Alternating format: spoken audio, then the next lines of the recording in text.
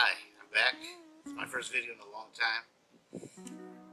I was thinking, one of these days, when the stuff hits the fan, and there's little food to be had around town, a few things are going to happen.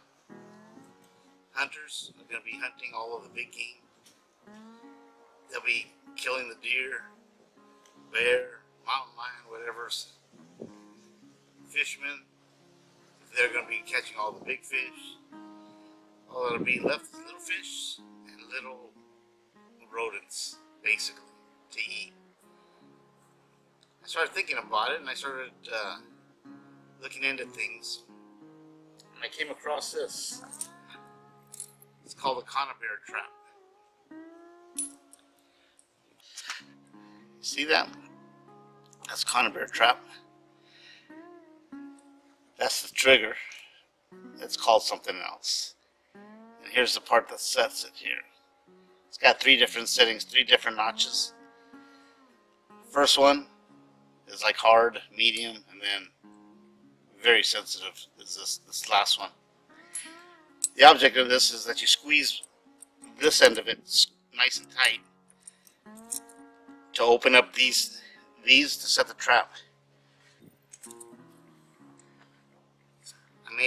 I made a set, a conibear set. Makes setting this thing really easy. Let me show you how I do it. You get these 2 little hooks that are on here, these 2 little notches. And you place them where these rings are. There's a ring on either side. Anyways, you get them. Set this back. You pinch them. You pinch them just like this, just like tongs.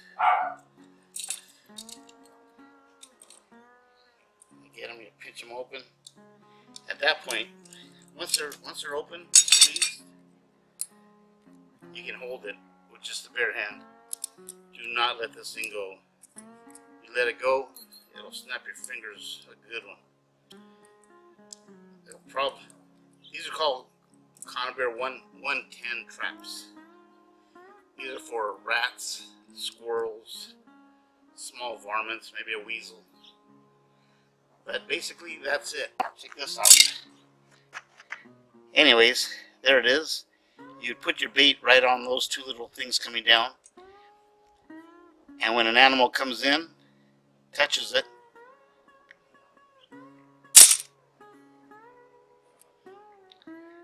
it's dispatched quickly. So I had an idea about this. They weigh probably about 1/4 of a pound, maybe 1/4 of a pound. It's like carrying a cheeseburger, a small McDonald's cheeseburger. That'll ensure it's got a little chain on it. You can take a spike, tap it into the ground. This way, in case something does get hooked and it's not properly dispatched, it won't take your trap and run away with it. Let me show you guys how I do this, what I set it. This is the way I do this to catch rats. I haven't caught a rat with this. Don't know if it's legal to catch rats in it. This is basically just for when shit hits the fan type of situation. But let me show you something. I would set it again. Get these 2 together. Take that off.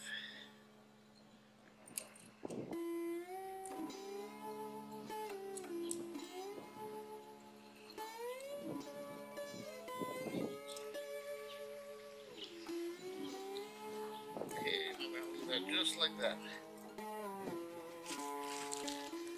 This is an old trick that I've always used for catching rats. I'm sure it would work for squirrels, chipmunks, obviously rats. It's a marshmallow, large marshmallow.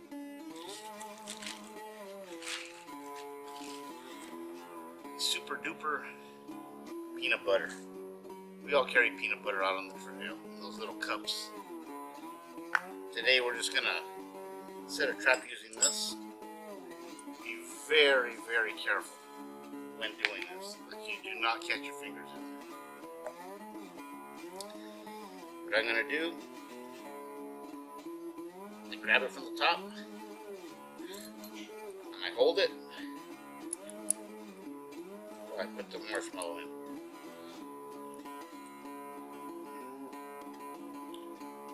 The reason I use marshmallows is because I like marshmallows. And if worse comes to worse, I can always eat the marshmallow myself. As I put it in here,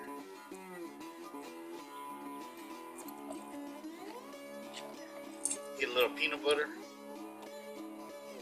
smear it around the marshmallow.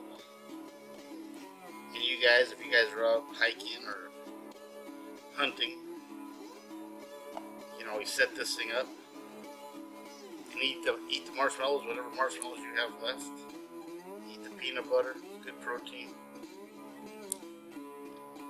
And at this point, this trap is set. I'll set it down, make sure my trigger's set, let go of it. And there you go, guys. You know what? For the weight of these things, you could carry probably 4 of them, 5 of them without any problem. In weight, actually.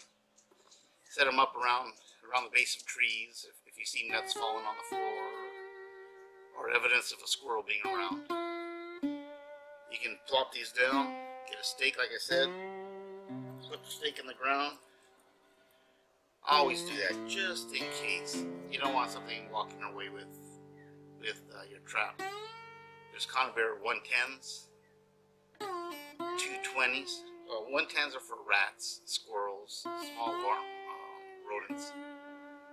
2s are for like skunks, possum, raccoon. They have 330s for larger animals, like a raccoon. Raccoon's pretty big. That'll dispatch it quickly and humanely. So it was just an idea. Like I said, I haven't done it. Don't know if it's legal to do it. But I thought it'd be something to play around with and at least know something about it. If you're interested, give it a look. Make sure that it's legal in your area. Right now I'm just going to take this. Take the marshmallow bag off. And clean it up, put one in my pack. You never know.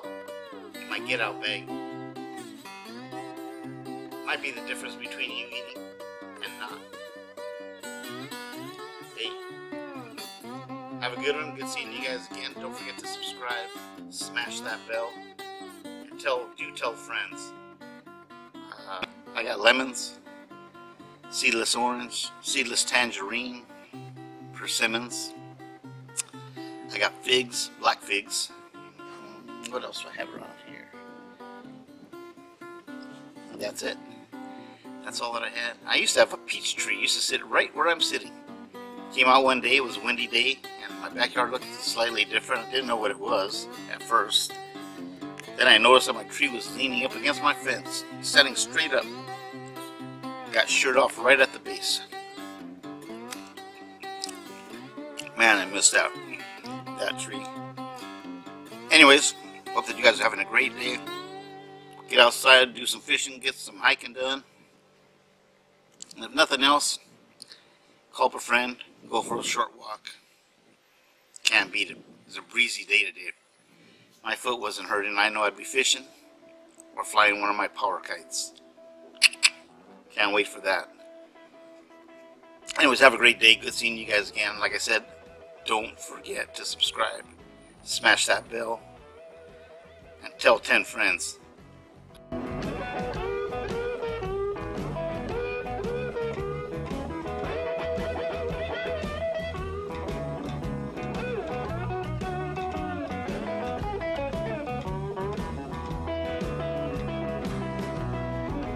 Look over yonder, wild baby. Hand me down my walking cane. Look over yonder, wild darling. Hand me down my walking cane.